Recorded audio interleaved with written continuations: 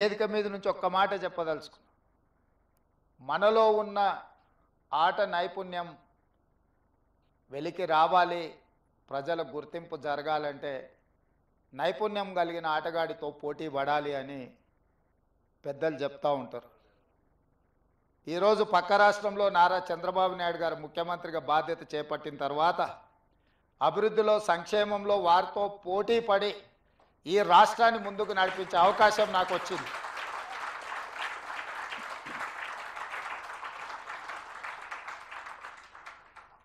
గతంలో 12 గంటలు పనిచేస్తే సరిపోతుంది, అంతకు మించి అవసరం లేదు అనుకునేవాడిని.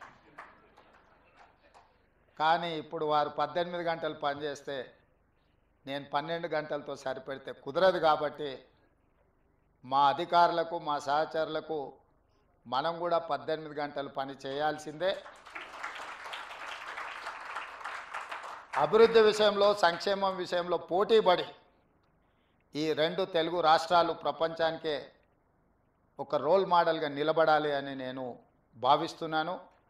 ఆ దిశగా మా ఆలోచన, మా విధానాలు, మా నిర్ణయం ఉంటుంది. అందులో భాగంగానే తెలంగాణ రాష్ట్రంలో చాలా హాస్పిటల్స్, అంటే ఇది Hyderabad is the hub for hospitals, కానీ నా ఆలోచన హెల్త్ టూరిజం హబ్ను ఒకటి క్రియేట్ చేయాలని మా ప్రభుత్వం ఆలోచన చేస్తుంది. ప్రపంచంతోనే పోటీ పడే విధంగా ప్రపంచంలో ఉండే అన్ని జబ్బులకు సంబంధించి ఇక్కడనే వైద్యం అందే విధంగా ఒక హెల్త్ టూరిజం హబ్ని డిజైన్ చేయాలని ప్రాథమికంగా మేము ఒక అంచనాకు వచ్చినాం. శంషాబాద్ ఇంటర్నేషనల్ ఎయిర్పోర్ట్ చుట్టుముట్టూత స్థలాన్ని సేకరించి ఒక 500 నుంచి 1000 ఎకరాలలో ప్రపంచంలో ఉండే రాణించిన ఈ రంగంలో పేరుగాంచిన సంస్థలను అన్నిటిని కూడా రప్పించి అక్కడ వాళ్ళకు అనుమతులు ఇచ్చి ప్రపంచ దేశాలలో నుంచి ఎవరైనా హైదరాబాద్కి వెళితే ఎలాంటి జబ్బుకైనా వైద్యం అందుతుంది అనే విధంగా తీర్చిదిద్దాలన్న ఆలోచన మా ప్రభుత్వం చేస్తున్నది. ప్రధానంగా హెల్త్ ఆర్గనైజేషన్స్లో పనిచేసే డాక్టర్లే కానీ నిపుణులకు తెలుసు, ఈరోజు మన దేశంలో అత్యధికంగా మిడిల్ ఈస్ట్ కంట్రీస్ నుంచి చాలామంది పేషెంట్స్ ఇక్కడికి వచ్చి వైద్యం చేయించుకొని వెళ్తున్నారు.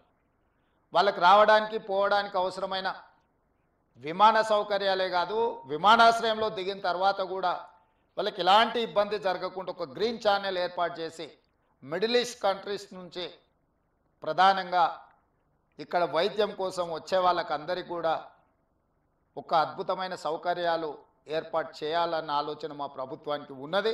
తప్పకుండా ప్రణాళికతో ముందుకు వస్తాము. ఆ ప్రణాళికలో భాగంగా ఇంతకుముందు అన్న బాలకృష్ణ గారు, నామ నాగేశ్వరరావు గారు బసవతారకం క్యాన్సర్ హాస్పిటల్కి అదనంగా ఇంకా కొంత స్థలాన్ని కేటాయిస్తే మేము సేవల్ని విస్తరిస్తామని వారు చెప్పడం జరిగింది. ఆ హెల్త్ టూరిజం హబ్లో తప్పకుండా బసవతారకానికి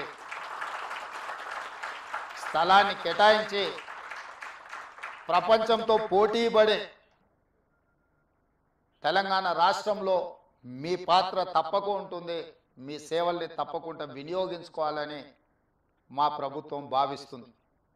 మొదటి తరం నందమూరి తారక రామారావు గారు, రెండవ తరం చంద్రబాబు నాయుడు బాలకృష్ణ గారు, మరి మూడవ తరం మా మిత్రుడు భరత్ అండ్ లోకేష్ బాబు ఏం చేస్తారో చూడాలి.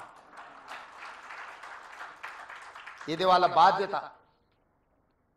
ఎందుకంటే వారసత్వంగా సంక్షేమము, రాజకీయము ఏదైతే అనుకుంటున్నారో సేవ చేయాలన్నది కూడా వాళ్ళదే బాధ్యత.